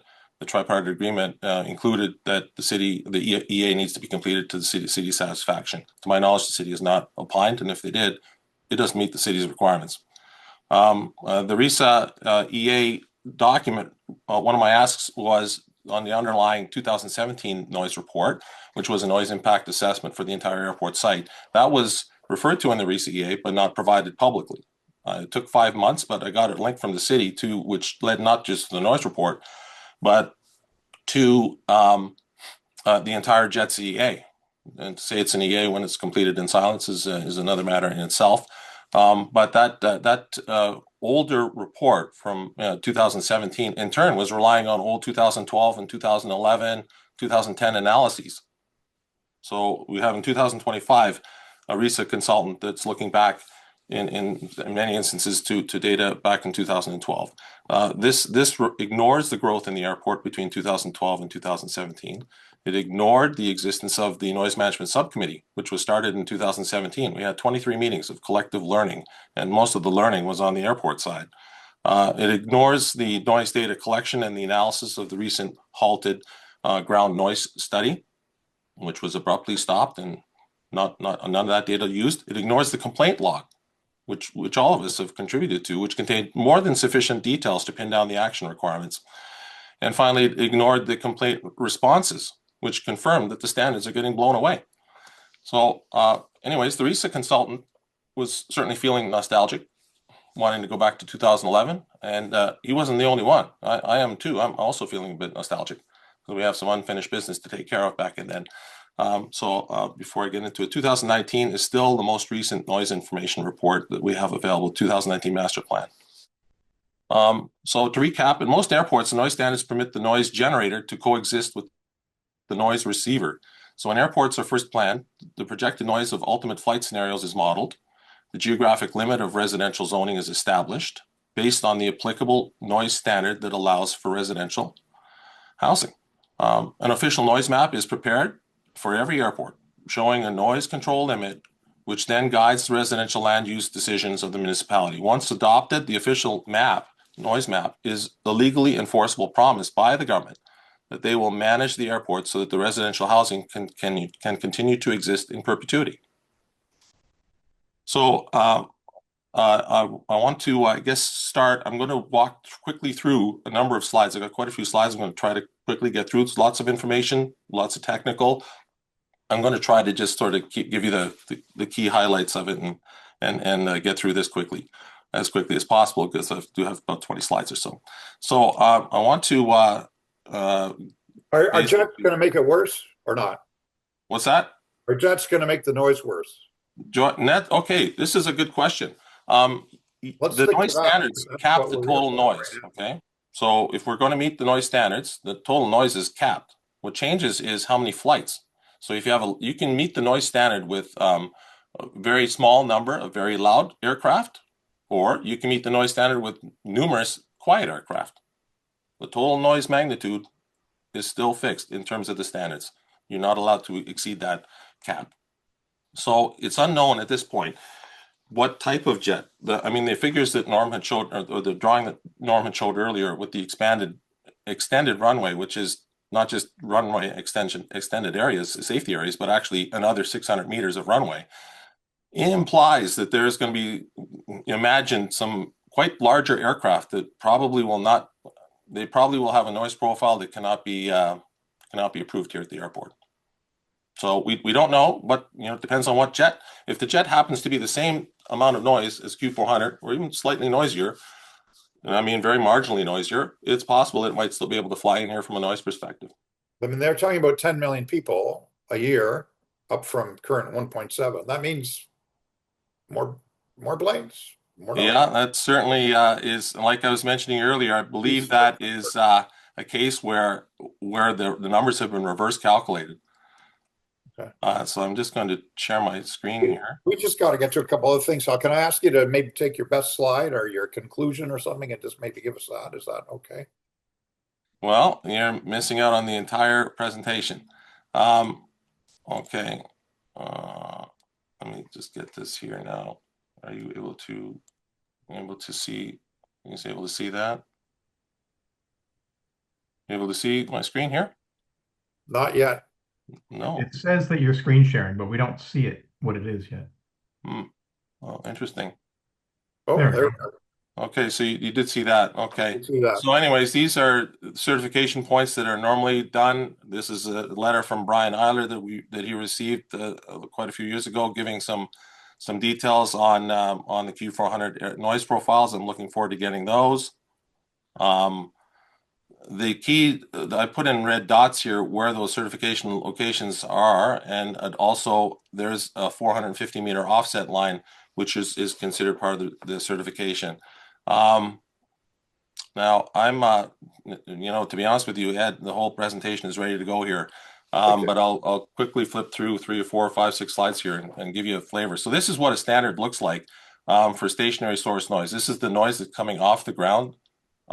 So basically, it's showing here for us here in YQNA, we got a 50 decibel dBA daytime noise that exists in the plane of open window. Why don't I show this? This is a comparison of the two standards. So we have a stationary source noise standard, NEF standard, NPC 300, Ministry of Conservation of Parks versus Transport Canada TP 1247. This compares the standards. There's different decibels involved. There's different times of day. Usually it's basically the differences here in terms of the nighttime periods. Whether background sound is considered, yes for stationary, no for the NEF. And finally, I'll just point out that the assessment locations in the plane of an open window. So it's not in front of your window, where the microphone may pick up reflections off the window or the brick. And it's in the frame, but however, NEF is designed to be picked up in the backyard of a suburban home. That's how this is. The NEF does not imagine that there's going to be high rises close to the airport. I'll just quickly flip through. This is the range of noises, 51 to 84. EA noise impacts. I looked at the different, levels of significance that the RISA EA consultant did not want to put in his report, but quietly added, but in the end, but did not change his significance thing. So I looked at 4 different background sound levels. The last 2 were high, but they were provided by a CEO of Hoverlink in their last meeting in November. So I analyzed all 4, came up with 4 tables. For an area where we have 63 average 1 hour coming off the airport site, you can see that the higher the background sound level is, you get a notable effect. The lower the background sound level is, you're into the very significance and the beyond very significance. Then I looked into the noise control bylaw of 1978, found that there was NPC 104, there's an intermittence. What this formula does is, and this is my handwriting here, walking myself through the engineering principles of it, what it does is convert a portion of noise that you measure and convert that into an average 1 hour. So you can compare noises of different magnitudes. Why is this important? Because I wanted to use NPC 104 to calculate the operating minutes per hour that the airport can actually operate on. So again, I looked at those same 4 background sound levels, and at night, when there's 2 to 4 Q400 active, it's generating an average of 63 dBA per hour. You cannot operate the airport at night. That means that the grandfathered slots are not verboten. At the CEO Hoverlink's most optimistic scenario, she imagines probably at least 9 minutes at best. If they lower their average 1 hour down to 60, they might be able to squeak out 20 minutes of noise per hour. Now, it's important to note that if the airport is operating at 63 dBA per hour when there's 2 to 4 aircraft active on the grounds, the standards are all set relative to the top of the hour. So just because they have 20 minutes in 1 hour, they can have 20 minutes just before the top of the hour, and then 20 minutes right after the top of the hour too. Forget, you get 40 minutes. So they can actually operate for 40 minutes. This is obviously none of this happens. I mean, they operate throughout the hours. They're not restricting themselves. Well, yeah. The noise standards are getting blown away. Well, the standards are getting blown away, right? So I'm actually calculating what the standards are telling us. With jets, it'll probably get worse. I think it's probably fair to say, right? More people, more planes, etc. So if there's violating the standards now, it's not probably going to improve. It's definitely not going to improve. In fact, really not at all. So I think we might have to wrap it up, Hal, because I got 7 minutes left and a couple people to get to. So well, okay. I guess I'm going to finish off then. Okay. With my follow-up discussion list for Transport Canada. I made a number of items that we need to follow up with. This is the organizational chart for Transport Canada. Yeah. You'll see that the Environmental Protection Standards Division is responsible for all the items that they should be knowledgeable on. Yeah. So I'm interested in talking to them about those follow-up items. As well, I'm interested in talking with the person higher up, the Director of Standards, to understand how we can revitalize the Environmental Protection and Standards Division. Right. So that they're full of employees who are actually motivated to do their job. Professional Engineers Act, I'll finish off with this. This is a definition from the PEO, Professional Engineers Ontario. It's a legally required thing. It means the act of planning, designing, composing, evaluating, advising, reporting, directing, supervising. This includes Transport Canada in here. They're practicing engineering without a license. So I just thought I'd end off on that note. There's many more slides and all kinds of good stuff I could have presented here tonight. And if there's another opportunity, I will do so. Okay. Thanks, Hal. I think it boils down, you got to have people actually know what they're talking about in this, or you can. So if we don't have that, that's not a good thing. That's why we might not have to. We not be able to just rely on what the federal government internal bureaucrats say. We might have to have other people who know a lot about it. So thanks so much, Hal. For joining us. I'm going to quickly deal with Tim at the Waterfront. BIA had to leave, but BIA is the Business Improvement Association. I'm just going to run through a couple of noise or items he's left in the chat. There's going to be a market at Sugar Beach this coming long weekend called Festival of Flavors. That sounds good. Oops, now it's gone. Power plant gallery right now is very kid friendly with an exhibit where kids can climb on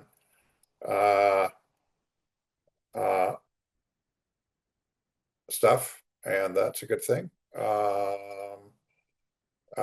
Appreciate YQNA events feedback we got. I'll be following up shortly with Ladita, who I understand has collected ideas for potential kids events for local residents as part of one of YQNA committees. That's good. They had an abattoir at the PowerPoint. I didn't think it was very kid friendly a little while ago. Other than that, looking forward to hearing how the Waterfront East Transit will be expanded and what's coming for the World Cup. So that's great. Thanks very much. Tim in absentia. He had to leave. We got somebody from Harborfront Center. Yeah, I believe we do. We do here, and I will. That patient. I'm Morganne Campbell. I'm Hi. communications lead with. Hi, Morgan. How are you? I'm good. I'm good. Great conversation. I'm happy that we were able to hop on this meeting tonight. Is it okay if I go a little past 4 minutes, or well, I guess do your best, and we're going to, you know, if I don't know how long you're planning to be, but let's say you got 4 or 5 or 6 or something like that. Yeah, I do have a presentation for you.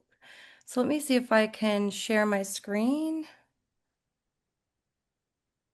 Okay, you know what? Let's run through it without sharing the screen because I'm technically sorry to jump in. You should be able to, if you, it's set anyway for you to be able to, if you click the share button at the bottom, and a little window will pop up, and there will be some little icons in there, and one might be your presentation if it's open already. Otherwise, you could just click on the desktop option. Oh. And then we'll see your whole desktop that way, if that's all right. Yeah, let's just see. Stand by. I'm sorry, everyone. Just have to change my settings here. There we go. Later. Okay, let's see.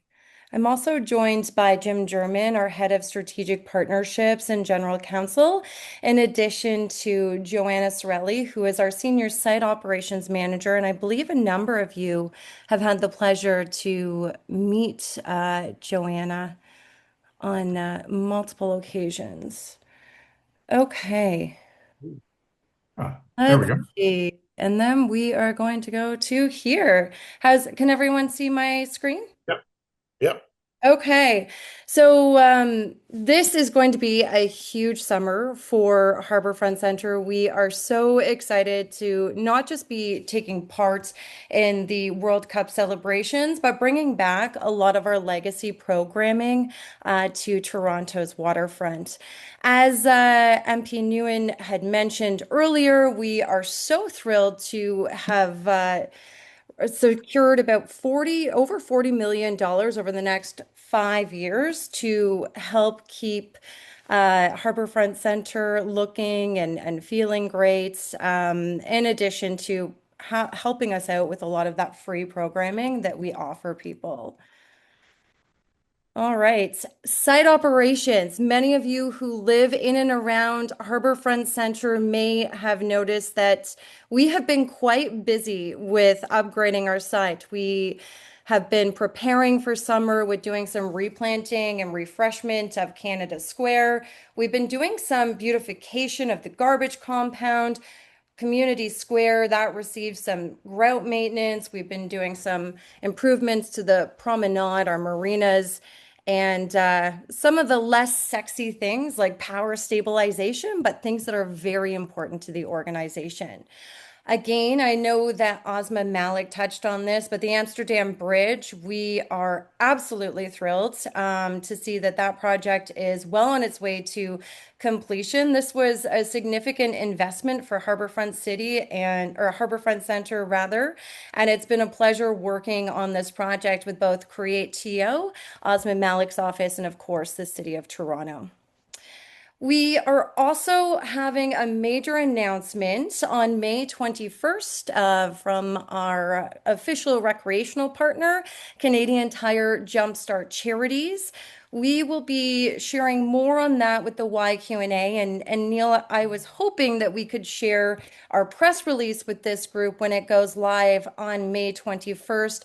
But this is going to be an opportunity for us to deliver more accessible community focused sport and recreation experiences for children and communities along the waterfront as part of our mission to deliver arts, culture, learning, and recreation opportunities. The Ontario Science Centre expansion, just a quick look at what we have on deck there. We are opening the planetarium. That is tracking for some time in June. There's Innovation Station and Curiosity Commons. Some of these projects are connected to FIFA, but we are expecting more of an expanded announcement out of the Ontario Science Centre in the coming weeks. And we want to give you a taste of what to expect this summer.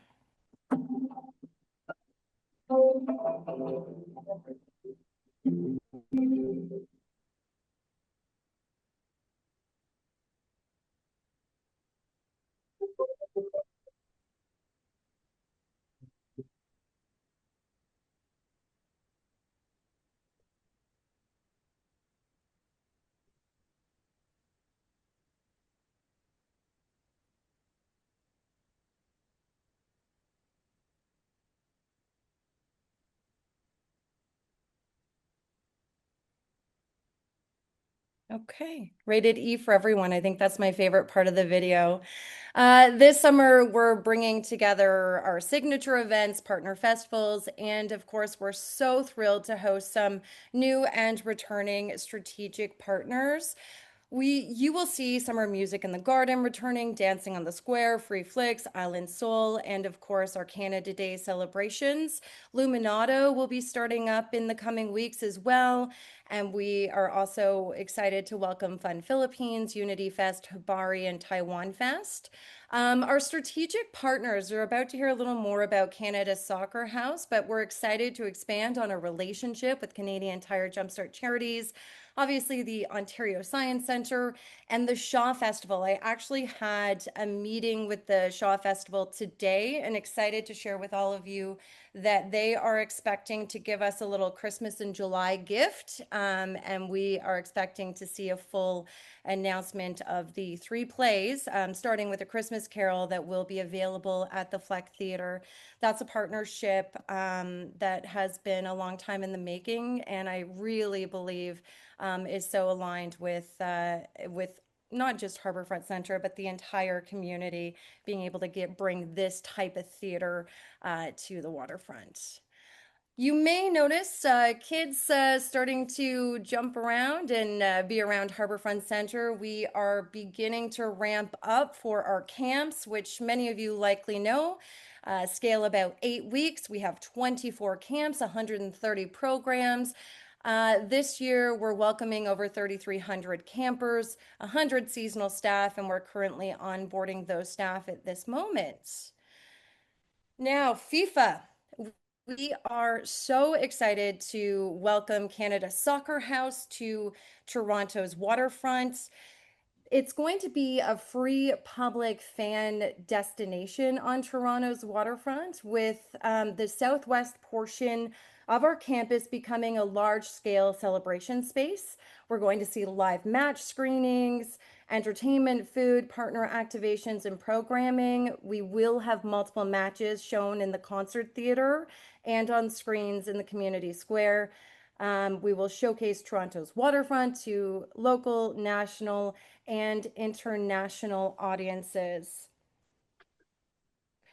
And in addition, we're really excited to unveil some public art that you may have noticed. The Almec Cup, the head you see in the center of the screen, is already up in our Ontario Square, but a number of different art installations coming, first being the City in Celebration mural.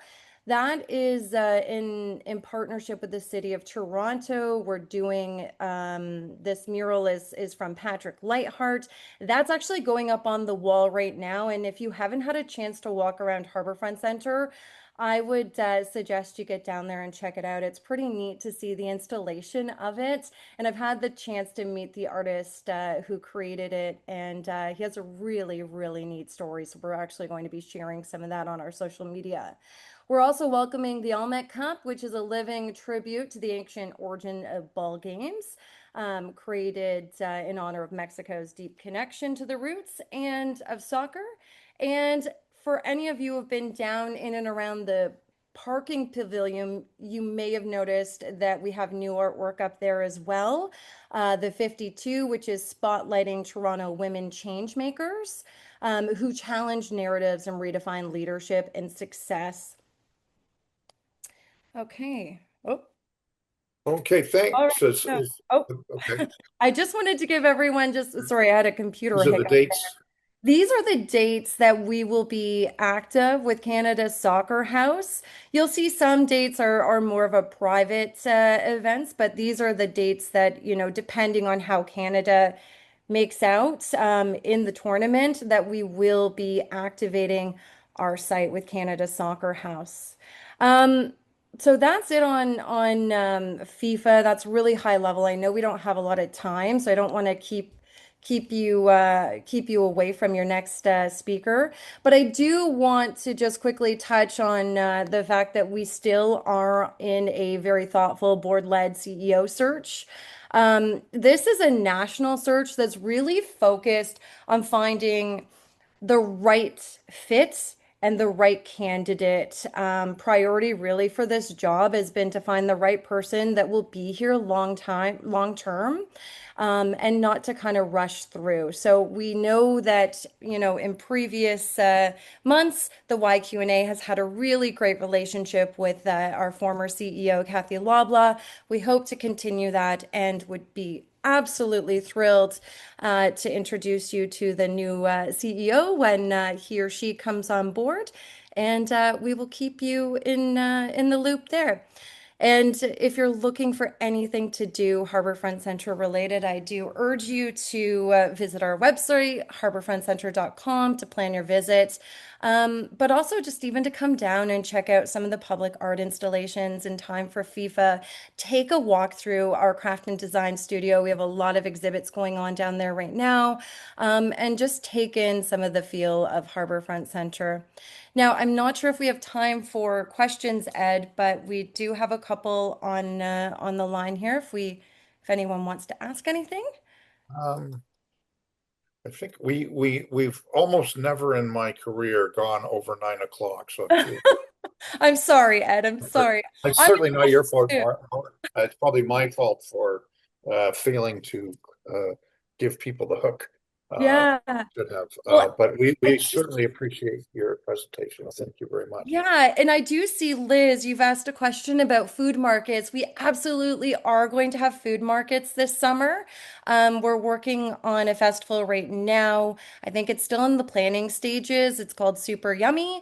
And we're also looking at creating a halftime food market. We will not be bringing back the farmers market this year.